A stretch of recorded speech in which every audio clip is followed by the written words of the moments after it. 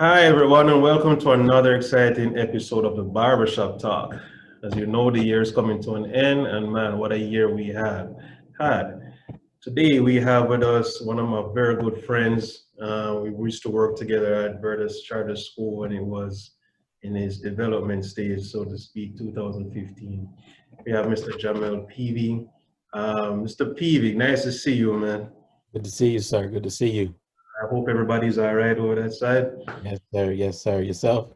We're good, we're hanging in there. Good, good, good. I want you to just introduce yourself a little bit and just tell everybody who you are. For sure, for sure. Well, hello, everyone. My name is Jamal Peavy. I currently serve at UPrep Charter School.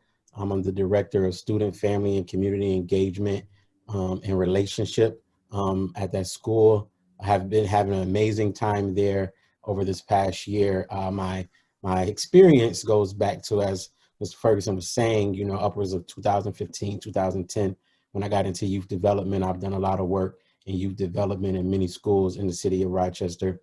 Outside of that, I did obtain my Master's of Divinity from Colgate Rochester Crozier Divinity School, and I'm currently a student at SUNY Brockport working on a Master's of Social Work degree. So I stay busy, but at the end of the day, it's about holistic development, community support, and helping people sort of get through the transitions of life. So that's what I've been doing in my professional career for the past 10 years or so. But I actually started as an electrical engineer, so in the trades and in the unskilled profession. So that's sort of a little bit of background about myself. Right, man. Well said, man. Nice to see you again, sir. All right. So, everyone, 2020 has been interesting to say the least. To find meaning in this chaotic year, it is important to pause and reflect on the lessons we have learned and how we have grown. I'm going to allow Mr. Peavy to just shed some light on some things that we could take away from the year 2020 and look at some of the things that we can probably look forward to or improve on or even plan out for 2021. Mr. Peavy, what do you think? Where do you want to start? We listen. We can just jump right in, man, because Right in, man. Let's do this year has been a year for the ages. With I can even just think back to the beginning of 2020, right? When Kobe died in the tragic accident, and we just started losing people. A lot of notable figures in our community, and then COVID hit. And that was what, March, April, and we've sort of been in this sort of reset mode ever since, right? And people sort of struggling with, how do we get back to normal and all of those things, and as we come to the end of this year, in December, I try to do this at the end of every year, sort of reflect and sort of say, okay, what were the highs and lows of this year? What did I learn this year? You know what I mean? How did I advance myself? Did I become better at anything?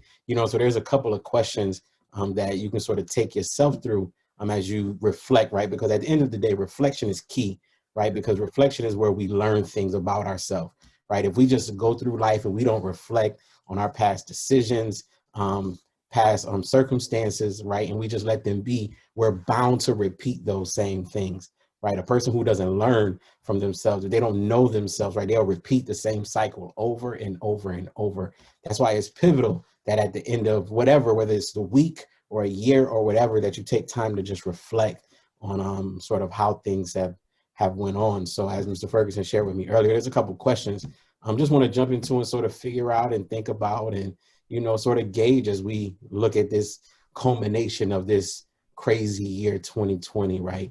And one of the first questions is, what have you learned this year? Like, what have you learned this year? I know for me, I've learned the most important thing to me that I've learned throughout this year, just with how things have happened, is that time is the most important and valuable thing that you have, right? Time, right? Because that's the one commodity that you can't buy, right? Like, you can buy cars, you can buy clothes, you can buy houses, you can buy buildings, right? But you can't buy time, So I think for me, the most important thing that I've learned is that you cherish every moment that you get. You be appreciative for every moment that you get, and you're grateful to God for the moments that you get. And COVID has been one of those things that showed us that, we can't be complacent and think that time is just something that we're going to have, right? I was reading a story the other day where I think they said like 10,000 people got COVID over the weekend, and like people are leaving this place, you know, people are leaving this place, and, you know, people that you saw last week, you be like, yeah, I'll see them next Saturday. And that might not be the case, you know, with how things are moving. I think so for me, yeah, one of the most important lessons that I've learned this year is just to value time and value moments, because life is full of moments. You know, Ms. Ferguson, what you think about that? Like, what have been some things that you sort of take away from this year? For me, man, so many. I've lost, you know, my father this year, and sad. It's back in the islands, and at the time when this happened, it was right when COVID was right here, and Wow. it shut everything down. So I didn't get to go back home to see him. Um, but the most important lesson I learned is to cherish family members, cherish, and definitely reach out to them, reach out to friends, reach out to family.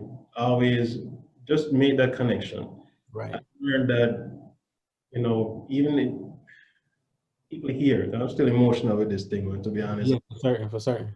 Yeah, talk about my dad, man. But even here with my family here, you know, I try to spend as much time with them as possible. Enjoy every moment. You know, you just never know when it's going to be the last. Right. Um, just cherish every moment you got. Spend time, hold them, hug them, kiss them, love them. Yeah, yeah, Valuable time with them, and just let it stretch out, let it count for yeah. every second that it is. You know what I mean? Because you never know.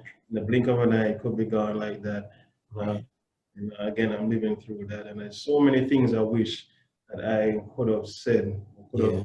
my old man, you know what I mean, before he went. But unfortunately, that's not the case. So I'm trying to definitely use this and build upon it for even next year with my family, and Right. trying to reach out to everybody and just make sure we keep that communication tight. Right. I think also too, just along that line, like letting go of petty stuff, you know what I mean? Because you know time is so precious, and you don't know, like sometimes, you know, we find ourselves in, you know, holding grudges against people, and you know, and it's like, is that grudge really worth me not speaking to that person? You Exactly. know, because you know, next time I see him, I'm gonna give him a piece of my mind. You might not see him no more. Yeah. You know what I mean? And really just making sure that you keep the important things, the important thing, and that you just don't let, you know, pettiness and small stuff, you Mhm. know, get in the way of you being in a relationship with your family and your friends. You But know, another thing that I did, not to cut you, but oh, for sure. all my family are back in the islands, as I said, and after my father's death, I took it upon myself to definitely, literally reach out to all my cousins, and I'm Hmm. talking probably 30 something of them. If I didn't have the number, man, I found the number because I made such a huge chat group with my cousins that are not only in the island but here in the U.S. and serving the military in the U.S. So they're all over the world. Yeah. I'm trying to bring that unity, togetherness as a family, as a unit to say, listen, man, I don't want you to remember me when I'm gone. You know what I Mm-hmm. mean? I don't want to remember you and say, oh, I didn't get to spend that time with my cousin, I didn't get to talk to that cousin. I didn't even know that that person was my cousin. I'm making this step, this effort to pull us together so we can build this bond, build this relationship because the only thing we got, and we're not even sure of it. We don't know when our time is. You know, Right. I Right. just say this to my wife, man, we are on borrowed time. We are on borrowed time because I do not know when my time is. And I want to make every single minute of my life count. And I want to spread love, peace, joy, unity with everyone I interact with. So I definitely reached out to them and just on the chat group now, we're getting to know each other. There's so many people I haven't seen for years, Right. building that bond, and they really appreciate that. They tell me, man, listen, we needed this, especially in 2020. You know, so definitely, people, if you're listening to this, make time for family, man. Reach out to someone that you haven't seen or heard from in a long time. Yeah. Because time is precious, and this is the only thing that we got, and it's only for a very short time. Reach Right. out to family. For sure. For sure. For So, sure. for you, what is the biggest thing that happened for you in 2020? Well, 2020 has had a lot of new stuff happen, even in the midst of, you know, everything that was going on with COVID. I've learned some new skills, you know, in this time that I've been off. You know, I do web development and web design now, you know, so I design websites for individuals and churches and small businesses and stuff like that. Started a new position, this position that I have at UPrep. I started in July. of this year, which has been an extreme blessing to me and my family. I've joined some different initiatives in the community, just being a part of different things that are going on throughout the community. My wife and I are expecting our first child, so it's just a lot. It's a lot of, and I just believe, that even in the midst of everything that's going on, God is still blessing, right? Like God is still doing things, even though things look crazy. There's, and just even beyond that, like there's people who have been blessed with promotions because of COVID. You see what I'm saying? Like, so you have to understand and know how to look at, life is all about, for me, and this is what I've learned throughout my life, that, perspective is everything. Perspective is the whole, glass half full, half empty, right? Like you have to make sure that you're looking at things through the right lens, right? Because I could be like, oh my gosh, COVID is, I can't go into my building and work. I got to stay home. But you have a job and you have a home that you can stay in. It's just learning how to change that perspective. There's a song that I listen to, and it's called "Stuck in the House," and it talks about that. It says stuck in the house, but I still have a house. You know what I mean? It says, stuck at home because I can't go to work, but I still have a job. You know what I mean? Stuck because I got to wear a mask every day, but I can still breathe. It's sort of understanding that, like, you have to make sure you have the right perspective, you know what I mean? Because your thought life controls your physical life. Yeah. You know what I mean? So if you're not thinking the right way, everything can be doom and gloom, right? But if you look and you say, hey, listen, I'm happy I got somewhere to stay. Some people still sleeping under the bridge. Some people don't have a home to go into to be protected from COVID. Yeah. Some people don't have, these things, so we have to be grateful, and we have to make sure that we're looking through the right lens, so I think even, touching back on the first question, like that's another thing that I learned too, like, with all these things that have happened to me, throughout this year that I've been blessed with, perspective is everything. Perspective is everything. If you watch the lenses that you watch through, you'll recognize that, things are still happening. Things are still happening, Yeah. So yeah, those are some of the things that have happened to me this year that have just been great. That's good, man. I think one of the best for me would be spending quality time with my wife and 2 kids for how many months were we locked in? Yeah, it's been about 7 months now, man. I've never experienced that in my life. Sitting down in the house that long and being with my 2 kids. And man, I had to rethink everything, relearn everything. This whole Zoom platform came on board, and you got to do the Zoom classes through that. Everything was new to a lot of people, just being there with family and teaching them how to do schoolwork online, and constantly seeing them every single day, which is not typical because, we go work, everybody separate in the morning, they come back and regroup in the evening.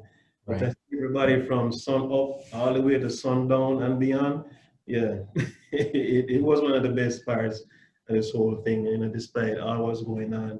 I think that was one of the best highlights for me. What about some of the challenges you had? I think for me, the biggest challenge was, there was a couple. One, the whole virtual piece, because I've spent so much time working with young people, and just even outside of when I do youth development, but just I get energy from people, so being around and moving, and like even when we were at Virtus, right? Like I moved through the halls, and I sort of absorb energy and can sort of gauge situations like that, so when that was no longer an option, I struggled with that. So just to be honest, I struggle with, okay, like my energy source, right? When it came to doing the passionate work for the young people is no longer there, right? Like I can, students can come by my office whenever they want. You know what I mean? I can stop in the hallway during lunch and check them out and talk to them, make sure they're doing good. Now, I don't know if I can get in contact with them or not because it's virtual. Right. So I might send them a message and might not hear back.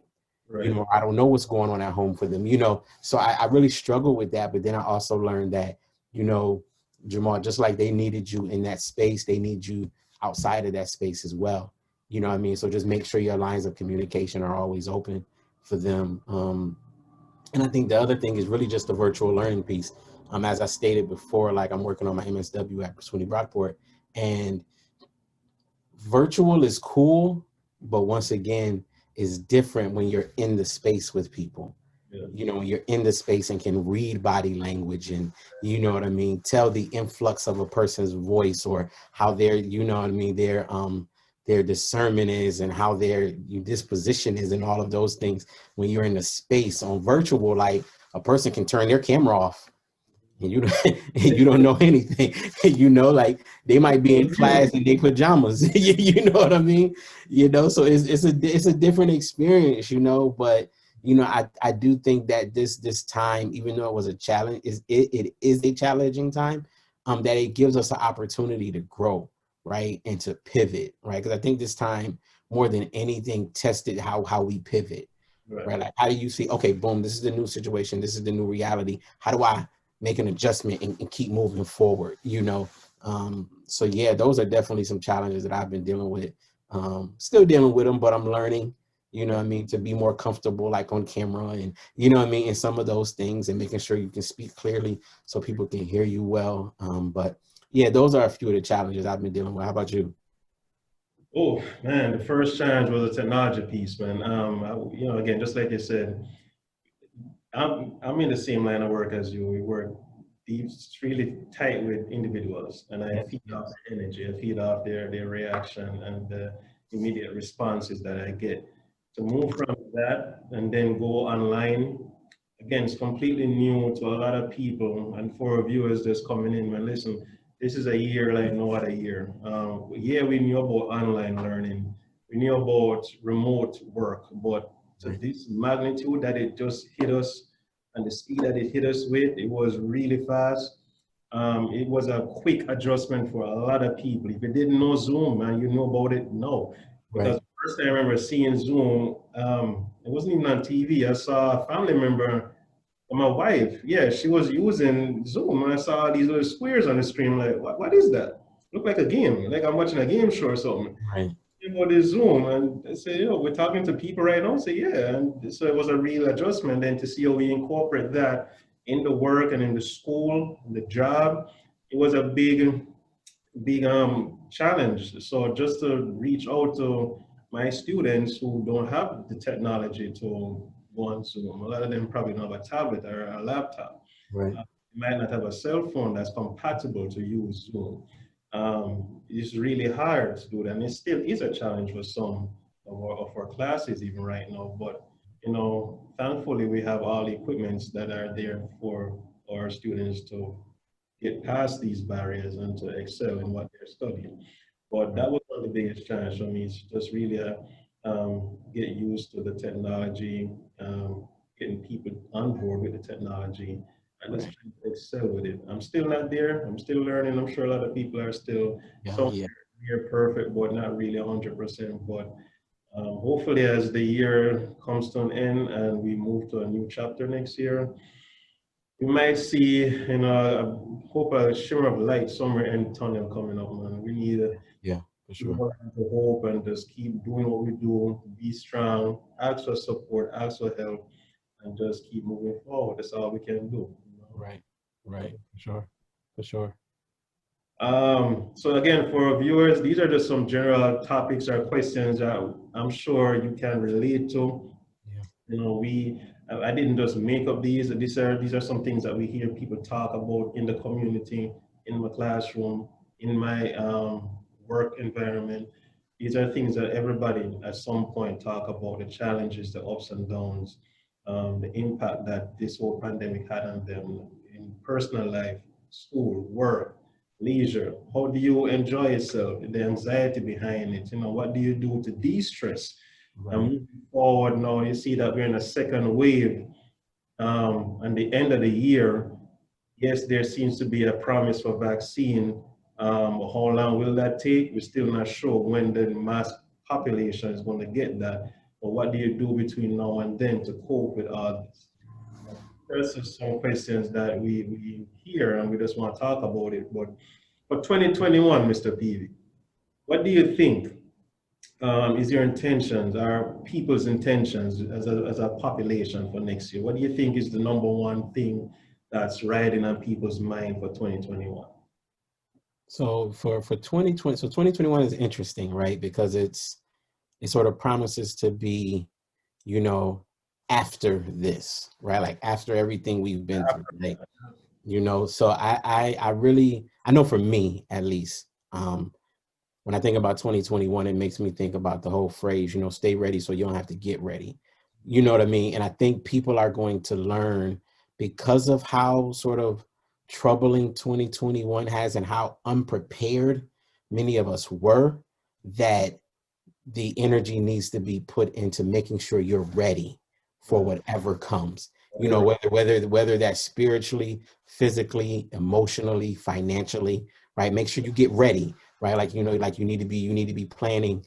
You know, when you speak about like wealth building, they talk about making sure that you have, you know, 3 months of savings in the bank account in case you can't go to work, right? Or making sure that you have a deep freezer full of food and you got a month worth of supplies and detergent and, you know what I mean, things like that, just to make sure that if, you know, and a good friend of mine posted the other day on Facebook, he said, because I just heard that they're doing like a 3-week shutdown in California, right? They're locking everything down for 3 weeks, you know, and the question was posed, you know, if they shut down New York for a month, would you be prepared? You know, if they literally said you can still work, but it's going to have to be from remote. Yeah. Nobody can leave their home. Mhm. You can't go to work, you can't go to school, you can't go to the grocery store, right? Like you can't go to the bank, right? Like, are you prepared for that? You know, Right. and many people that answered his text said no, right? And I'm like, yeah, like that's the key right there. Like, it's okay. What do we have to do to make sure that we're prepared? You know, so I really hope, and I know I've even started that now, like months ago when I was like, okay, if they shut this down, right? Like, am I ready for us to be locked in for 6 months? You Mhm. know what I mean? Like making sure that you have everything that you need to be able to maintain in that time. I also think too, you know, it causes me to think about like legacy building, right? Like beyond just, you know, having stuff in the house, like what am I doing to prepare for my family down the line? Right. Right? Like, do I have a financial plan? Do we have insurance in order? Do we have insurance in place? There's so many people who lost loved ones who didn't have insurance. You know, you're right, man. And You again, back know? to the topic, have a will. Yes. Right. I Yeah. had to write a will a couple of years back because, as we say, we're not sure. You know, we gotta have a plan in place if something should happen to you. What's the plan? What's the next step?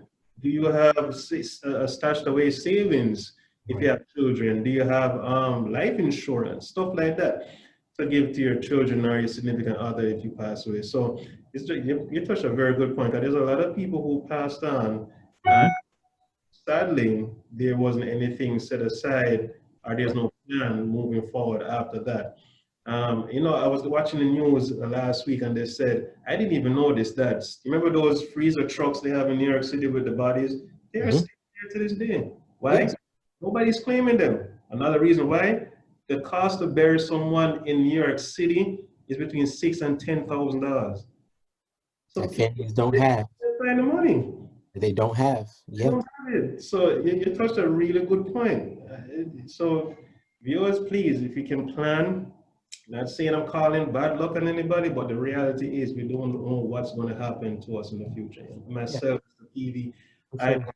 I want to make a plan. I want to make sure that if you pass, my family is covered. You don't have to worry about expenses to bury me and deal with my debt now. Right. Right. I mean, Right. That's a huge thing because, you know, it's not, and I think sometimes that overwhelms people because mhm, they're like, okay, I need to have 50,000 in the bank. right. Right. Like, you know, it overwhelms folk, and it's like, no, like it's just, you know, learning that principle of every time you just put a little to the side.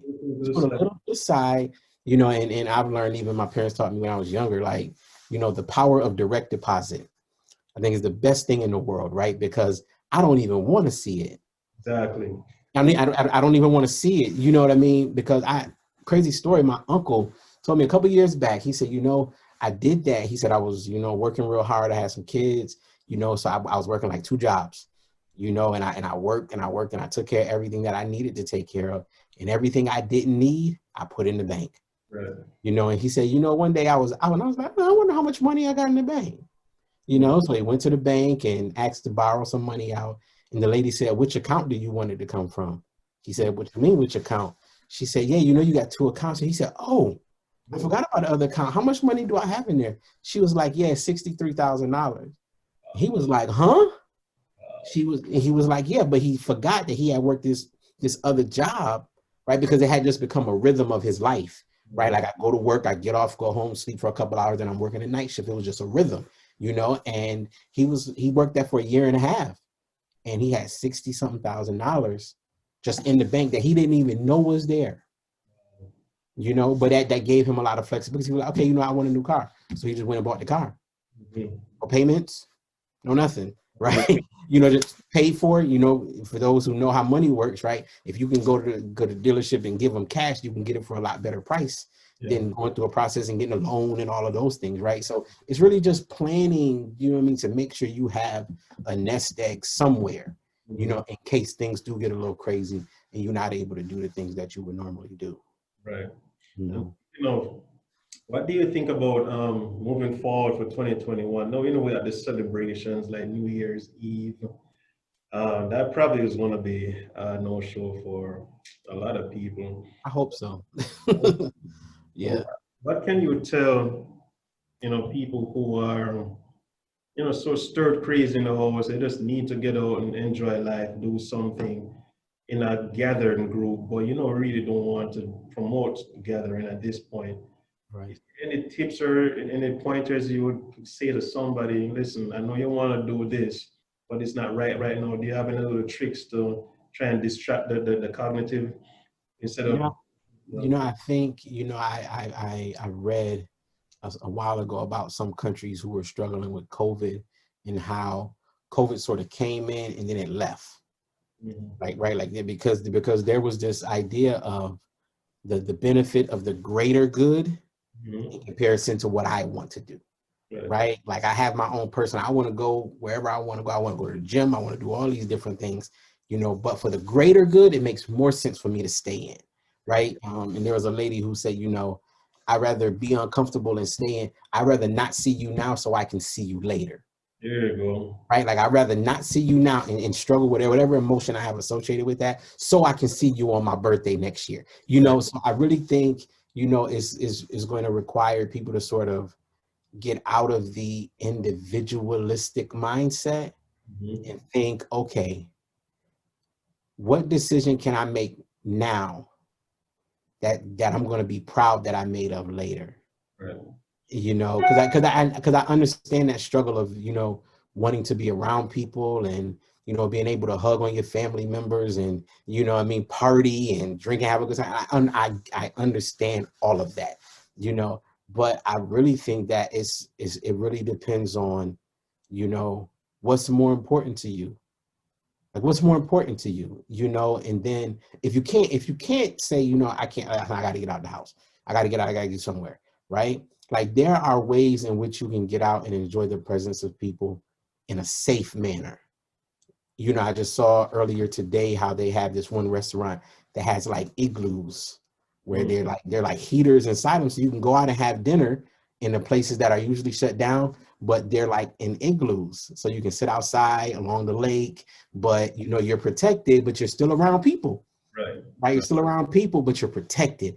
Right. You know, and I think it's really just understanding that, you know, how can I best protect myself, protect my loved ones, protect my family and friends, you know what I mean, during this season. You know, that may require me to have, I know COVID was going on for my birthday this year, and my wife had a virtual birthday party for me. You know what I mean? Where like my friends and my family, they called in on Zoom, they sung happy birthday to me. I got gifts, you know what I mean? And all those things. And I was able to still feel that energy, even though I couldn't be in their presence.